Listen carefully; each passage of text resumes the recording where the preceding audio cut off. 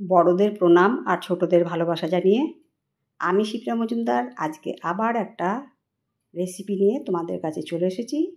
আশা করি রেসিপিটা তোমাদের ভীষণ ভালো লাগবে। তাহলে দেখতে শুরু করো এখন থেকে।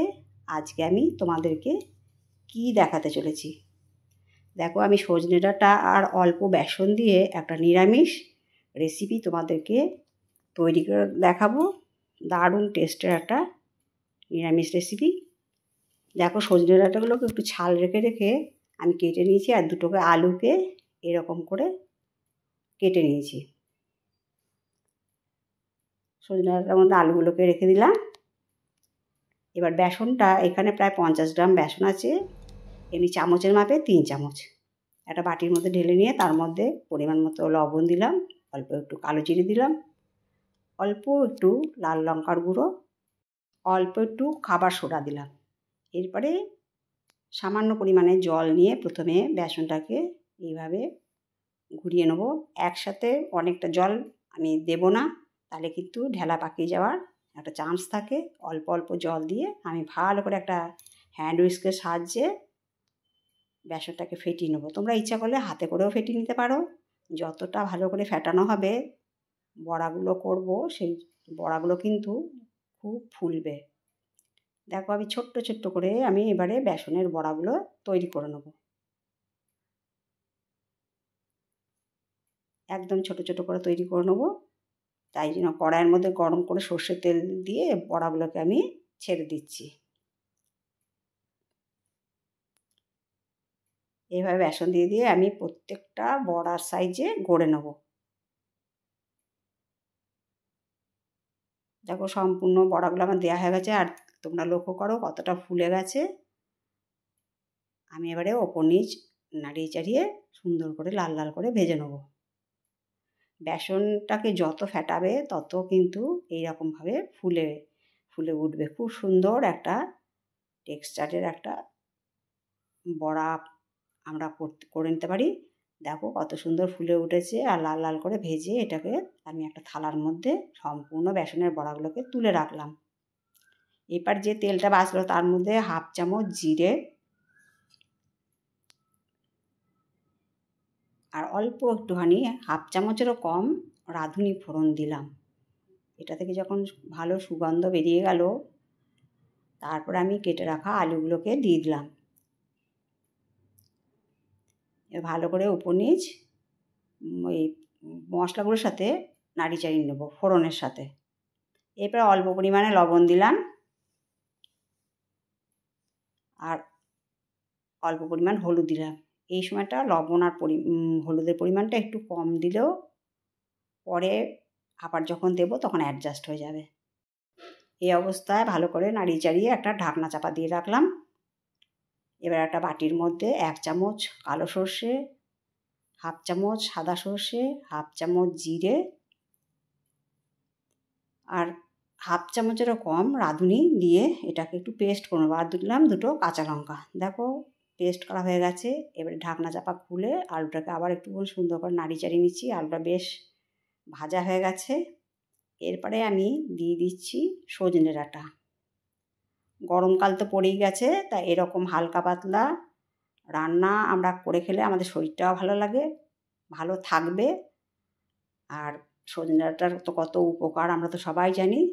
এরপরে আমি দিয়ে দিলাম কুচিয়ে রাখা টমেটো। টমেটোটা একটু সেদ্ধ হওয়া পর্যন্ত ঢাকা দিয়ে রেখেছিলাম। দেখো অনেকটা নরম হয়ে গেছে টমেটোটা। এইভাবে ঢাকনা চাপা দিয়ে দিয়ে আমি এটাকে রান্না করে নেব। টমেটোটা গলে গেছে বেশ অনেকটা, আলুটাও সেদ্ধ হয়ে গেছে। এরপরে আমি বেটে রাখা মশলাটা দিয়ে দিলাম। এবার বাটিটা ধুয়ে একটু জল দিয়ে দিলাম। এই রেসিপিটা খেয়ে কিন্তু ছোট থেকে বড় সবাই খুব খুশি হয়ে যাবে, এত টেস্টি এই রেসিপিটা। এরপরে আমি দিয়ে দিলাম 1/2 চামচ হলুদ, লাল লঙ্কার গুঁড়ো 1 চামচ।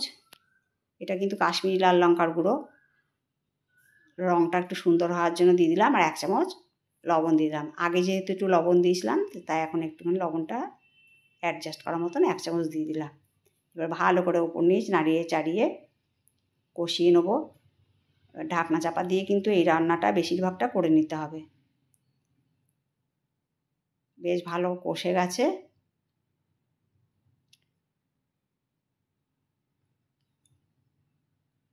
তোমাদেরকে দেখিয়ে দিচ্ছি। আলুটা দেখো বেশ সুন্দর, দেখেই মনে হচ্ছে নরম হয়ে গেছে। এবার গরম জল করে রেখেছিলাম, সেই গরম জলটা দিয়ে দিলাম। একটু বেশি করেই গরম জল দেব। গরম জল দিয়ে রান্না করলে যে কোনো সবজির স্বাদ কিন্তু অনেকটা বেড়ে যায়। এবার একটু ঢাকনা দিয়ে দিলাম। গরমকালের উপযুক্ত একটা সুন্দর হালকা পাতলা নিরামিষ রেসিপি আজকে আমি তোমাদেরকে তৈরি করে দেখাচ্ছি। আশা করি বন্ধুরা তোমাদের ভীষণ ভালো লাগবে। আর যদি ভালো লাগে লাইক, শেয়ার, কমেন্ট আর সাবস্ক্রাইব করে আমার চ্যানেলের পাশে থেকো।